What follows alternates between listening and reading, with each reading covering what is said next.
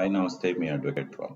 ఈ రోజు మనం చర్చించుకోబోయే విషయం కుమార్తెలకు ఆస్తిలో వాటా ఉంటుందా ఉండదా, కుమారులతో పాటు కుమారులకు ఆస్తిలో వాటా ఉంటుందా ఉండదా, ఏమైనా నిబంధనలు, కొత్త నిబంధనలు ఏమైనా వచ్చాయా, ఏ ఏ సందర్భాల్లో కుమార్తెలకు లేదా కుమారులకు ఆస్తిలో వాటా ఉండదు, ఏ కేసెస్ బేసిస్ మీద దీన్ని మనం అమలుపరుస్తున్నాము అనే విషయాలు ఈరోజు మనం చర్చించుకుందాం. సాధారణంగా 5 సవరణ చట్టం ప్రకారం కుమార్తెలకు కుమారులకు ఆస్తిలో వాటా, ఎస్పెషల్లీ కుమార్తెలకు ఆస్తిలో వాటా అనేది కంపల్సరీ ఉంటుంది.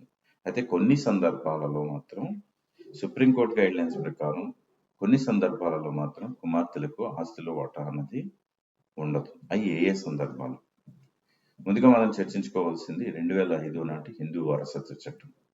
2005 నాటి హిందూ వారసత్వ చట్టం వారికి సమాన హక్కులు, అంటే కుమార్తెలకు సమాన హక్కులు కల్పించినప్పటికీ కుమార్తెలకు పూర్వీకుల ఆస్తిపై హక్కు ఉండదనే షరతులను సుప్రీంకోర్టు స్పష్టం చేసింది. తీర్పులు, నిర్దిష్ట కేసులు మరియు స్వీయ ఆర్జిత మరియు వారసత్వ ఆస్తి రెండింటికి సంబంధించిన చట్టపరమైన వివరణలపై ఆధారపడి ఉంటాయి. కుమార్తెలు తమ తండ్రి ఆస్తిలో వాటాను కలిగి ఉండని కీలక మినహాయింపులు ఇక్కడ ఉన్నాయి. అంటే కుమార్తెలకు ఏదైనా, అంటే జనరల్ గా మనం చెప్పాలంటే కనుక తండ్రి ఆస్తిలో పూర్తి హక్కు అనేది కుమారులకి ఇద్దరిగా ఉంటుంది. అలాగే వార్జిత ఆస్తి ఏదైనా ఉంటే కనుక ఆస్తి మీద కూడా కుమార్తెకు కుమారులకు హక్కు ఉంటుంది.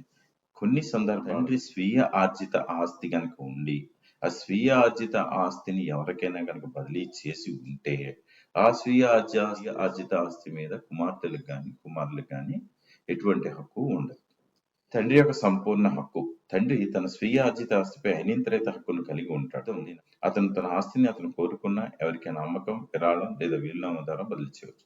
చనిపోయే ముందు తండ్రి తన ఆస్తిని స్పష్టంగా పారవేసినట్లయితే కుమార్తెలు మరియు కుమారులు దానికి ఏవైనా దావాన్ని కోల్పోతారు. బదిలీ లేనప్పుడు మాత్రమే వారసత్వ హక్కులు. తండ్రి ఎటువంటి దస్తావేజు లేకుండా లేదా యజమాన్యాన్ని బదిలీ చేసే వీలునామా లేకుండా చనిపోతే మాత్రమే కుమార్తెలు స్వీయ ఆర్జిత ఆస్తిని వారసత్వంగా పొందుతారు. అటువంటి సందర్భాలలో ఆస్తి హిందూ వారసత్వ చట్ట ప్రకారం, అంటే 2005 నాటి ప్రకారం పంపిణీ చేయబడుతుంది. ఇక్కడ కుమార్తెలకు కుమారులుగా సమాన హక్కులు ఉంటాయి.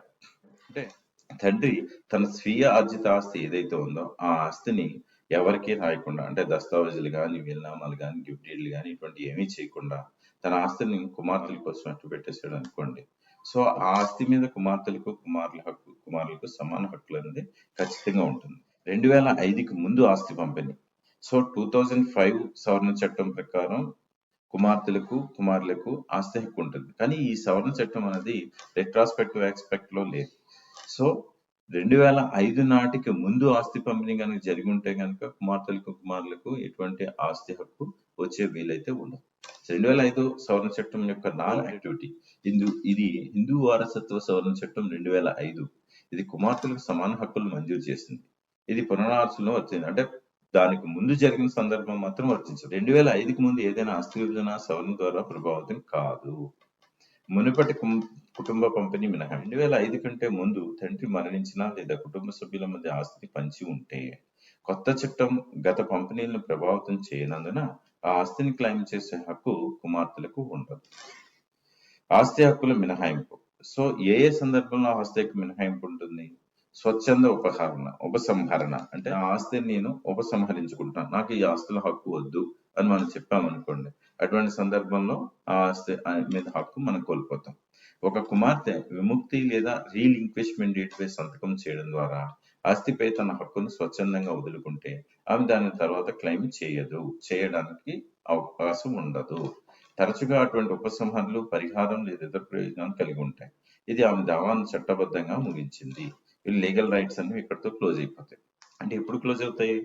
కుమార్తె తనకు ఆస్తిలో హక్కు వద్దు అని చెప్పి ఒక రీలింక్విష్మెంట్ డీడ్ మీద కనుక సైన్ చేసింది అనుకోండి, ఆ సందర్భంగా తనకున్న హక్కును మొత్తం కోల్పోతుంది. మోసపూరిత మాఫీలను సవాల్ చేయడం. అయితే ఇక్కడ ఏంటంటే ఒక చిన్న లిటిగేషన్. సో ఈ రీలింక్విష్మెంట్ డీడ్ మీద సంతకం నేను నా ఇష్టంతో పెట్టలేదు, ఫోర్సిబుల్ గా పెట్టాను నేను అని చెప్పి నన్ను మోసం చేసి నా చేత సైన్ పెట్టించుకున్నారు అని కనుక మనం కోర్టులో దావా వేయచ్చు. ఆ ఛాన్స్ అయితే ఉంది. అది నెగ్గిన తర్వాత అది మోసపూరితమని తేలితే అప్పుడు మళ్ళీ మనకి ఆస్తుల హక్కు అనేది రావడం జరుగుతుంది. మాఫీలను సవాలు చేయడం. అయితే రిలింక్విష్మెంట్ డీడ్ ను ఒత్తిడితో లేదా మోసం ద్వారా పొందినట్లయితే కుమార్తె దాన్ని కోర్టులో పోటీ చేయవచ్చు. కోర్టులో పరిస్థితులను పరిశీలిస్తుంది మరియు అవసరమైతే మినహాయింపును రద్దు చేస్తుంది. ఆమె ఆస్తి హక్కులను పునరుద్ధరిస్తుంది. ఇటువంటి సందర్భంలో ఆమె ఆస్తి హక్కులను మళ్ళీ పునరుద్ధరించబడుతుంది. బహుమతి పొందిన పూర్వీకుల ఆస్తి. ఎవరి దగ్గర నుంచి మనకు ఆస్తి వస్తే వంశ పారంపర్య ఆస్తి, బహుమతులు. కుటుంబ సభ్యుల నుండి మరొకరికి బహుమతిగా ఇవ్వబడిన పూర్వీకుల ఆస్తి అది చట్టబద్ధంగా బహుమతిగా నమోదు చేయబడితే అది కుమార్తెలచే క్లెయిమ్ చేయబడదు. అలాంటి సందర్భాలలో కుమార్తె ఆస్తిపై కోర్టులో వివాదం చేయలేదు. లీగల్ డాక్యుమెంటేషన్ అవసరం. బహుమతి దస్తావేజ్ నిలబడాలంటే సరిగ్గా డాక్యుమెంట్ చేయబడి నమోదు చేయబడాలి. ఇది పూర్తయిన తర్వాత బహుమతి ఇవ్వడం హిందూ చట్టం ప్రకారం చెల్లుబాటు అయ్యే బదిలీగా గుర్తించబడినందున కుమార్తెలు ఆస్తిపై ఏదైనా సంభావ్య దావాన్ని కోల్పోతారు. Will documentation. చెల్లుబాటు అయ్యే వీలునామా అథారిటీ. తండ్రి చెల్లుబాటు అయ్యే వీలునామాను స్పష్టంగా కుమార్తెలు మినహాయించి వదిలివేసినట్లయితే ఆ వీలునామా యొక్క నిబంధనలు చట్టబద్ధంగా ఉంటాయి. దీని అర్థం సంకల్పం కుమార్తెల కంటే ఇతరులకు అనుకూలంగా ఉంటే వారు కొన్ని షరతుల్లో తప్ప ఆస్తిపై దావా వేయలేరు. వీలునామా యొక్క చెల్లుబాటును సవాల్ చేయడం. బలవంతం, మోసం లేదా డ్రాప్ చేసేటప్పుడు తండ్రికి చట్టపరమైన సామర్థ్యం లేకపోవడం వల్ల అది చెల్లదని రుజువైనప్పుడు మాత్రమే కుమార్తెలు వీలునామాను సవాల్ చేయగలరు. లేకపోతే సంకల్పం యొక్క నిబంధనలు ప్రబలంగా ఉంటాయి. కుమార్తెలకు వారసత్వ హక్కులు లేకుండా పోతాయి. అంటే వీలునామా తండ్రి రాసేస్తే కనుక ఆ వీలునామా బలవంతంగా రాశారు లేదా మోసం ద్వారా రాశారు అన్నది, లేదా డ్రాప్ చేసేటప్పుడు తండ్రికి ఆ సామర్థ్యం లేదు అని తెలిస్తే కనుక అటువంటి సందర్భంలో కుమార్తెలకు కుమారులకు హక్కులు వస్తాయి. కానీ వీలునామా కరెక్ట్ గా రాసి ఆ వీలునామా చెల్లుబాటు అయ్యే విధంగా ఉంటే మాత్రం వీళ్ళ హక్కులు అయితే కోల్పోతారు. ట్రస్టులు మరియు కొన్ని బదిలీ చేయబడిన ఆస్తులు. ట్రస్టులు మరియు ఆస్తి బదిలీ పరిమితి. ట్రస్టు లేదా మరొక వ్యక్తికి చట్టబద్ధంగా బదిలీ చేయబడిన ఆస్తి కుమార్తె వారసత్వ హక్కులను వెలుపల ఉంటుంది. ట్రస్టీ డీడ్ ప్రకారం అధికారాన్ని కలిగి ఉంటారు మరియు నిర్దేశించిన నిబంధనలు దాని నిర్వహణను నియంత్రిస్తాయి. వివాదంపై పరిమితులు. ట్రస్టులు చట్టబద్ధంగా కట్టుబడి ఉండే సంస్థలు కాబట్టి వాటిని సవాలు చేయడం కష్టం. ఆస్తి బదిలీ చట్టపరమైన విధానాలకు కట్టుబడి ఉంటే ట్రస్ట్ యొక్క నిబంధనలు అమల్లో ఉంటాయి. క్లెయిమ్ చేయడానికి లేదా దానిపై తాత్కాల హక్కును ఉంచడానికి కుమార్తెల హక్కును పరిమితం చేస్తుంది. 2005 సవరణ చట్టం పంచుకోడుకు ముందు ఆస్తి విభజన. చట్టబద్ధంగా నమోదు చేయబడిన విభజన మినహాయింపు. 2005 సవరణకు ముందు కుటుంబ సభ్యుల మధ్య విభజించబడిన ఆస్తి కుమార్తెల ద్వారా ట్రస్టు లేదా మరొక వ్యక్తికి చట్టబద్ధంగా బదిలీ చేయబడిన ఆస్తి కుమార్తె వారసత్వ హక్కులను వెలుపల ఉంటుంది. ట్రస్టీ డీడ్ ప్రకారం అధికారాన్ని కలిగి ఉంటారు మరియు నిర్దేశించిన నిబంధనలు దాని నిర్వహణను నియంత్రిస్తాయి. వివాదంపై పరిమితులు. ట్రస్టులు చట్టబద్ధంగా కట్టుబడి ఉండే సంస్థలు కాబట్టి వాటిని సవాలు చేయడం కష్టం. ఆస్తి బదిలీ చట్టపరమైన విధానాలకు కట్టుబడి ఉంటే ట్రస్ట్ యొక్క నిబంధనలు అమల్లో ఉంటాయి. క్లెయిమ్ చేయడానికి లేదా దానిపై తాత్కాల హక్కును ఉంచడానికి కుమార్తెల హక్కును పరిమితం చేస్తుంది. 2005 సవరణ చట్టం పంచుకోడుకు ముందు ఆస్తి విభజన. చట్టబద్ధంగా నమోదు చేయబడిన విభజన మినహాయింపు. 2005 సవరణకు ముందు కుటుంబ సభ్యుల మధ్య విభజించబడిన ఆస్తి కుమార్తెల ద్వారా భవిష్యత్తులో దవాల నుండి రక్షించబడుతుంది. అటువంటి విభజన తరచుగా పంచుకోడుగా సూచించబడినట్లయితే చట్టబద్ధంగా నమోదు చేయబడితే పోటీ చేయడం సవాలుగా ఉంటుంది. కస్టమరీ లా అక్నాలెడ్జ్మెంట్. 2005కి ముందు సంప్రదాయ చట్టాలు మరియు చట్టబద్ధంగా నమోదిత విభాగాలు ప్రాధాన్యత కలిగి ఉన్నాయని, తద్వారా అలాంటి ఆస్తులను క్లెయిమ్ చేయడానికి కుమార్తెలు అనర్హులుగా మారారని సుప్రీంకోర్టు తీర్పు అంగీకరిస్తుంది. సుప్రీంకోర్టు కొత్త మార్గదర్శకాలు. ఏం చెప్తుంది సుప్రీంకోర్టు కొత్త మార్గదర్శకాలు? 2005 హిందూ వారసత్వ సవరణ చట్టం ప్రకారం కుమార్తెలకు వారి తండ్రి ఆస్తిపై హక్కులు ఉన్నప్పటికీ ఈ హక్కులు నిర్దిష్ట షరతులకు లోబడి ఉంటాయని సుప్రీంకోర్టు తీర్పులు నొక్కి చెబుతున్నాయి. కోర్టు దానిని బలపరిచింది కూడా. చట్ట ప్రకారం కుమార్తెలకు సమాన హక్కులు ఉన్నాయి, అయితే ఈ హక్కులు సంపూర్ణమైనవి కావు. ముఖ్యంగా సవరణకు ముందు ఆస్తికి సంబంధించి చట్టపరమైన చర్యలు జరిగినప్పుడు రిలింక్విష్మెంట్ డీడ్లు, బహుమతులు మరియు వీలునామాలు వంటి ఆచార వ్యవహారాలు సరైన చట్టపర విధానాలను అనుసరిస్తే అవి అమలుకి వస్తాయి. మునుపటి కేసుల ద్వారా స్థాపించబడిన చట్టపరమైన పూర్వాపరాలు ప్రతి కేసు సందర్భాన్ని బట్టి కుమార్తెల హక్కులను ప్రభావితం చేయవచ్చు. ఆస్తి వివాదాలలో చట్టపరమైన సంక్లిష్టం. కుమార్తెల వారసత్వ హక్కులకు సంబంధించిన ఆస్తి వివాదాలు సంక్లిష్టంగా ఉంటాయి.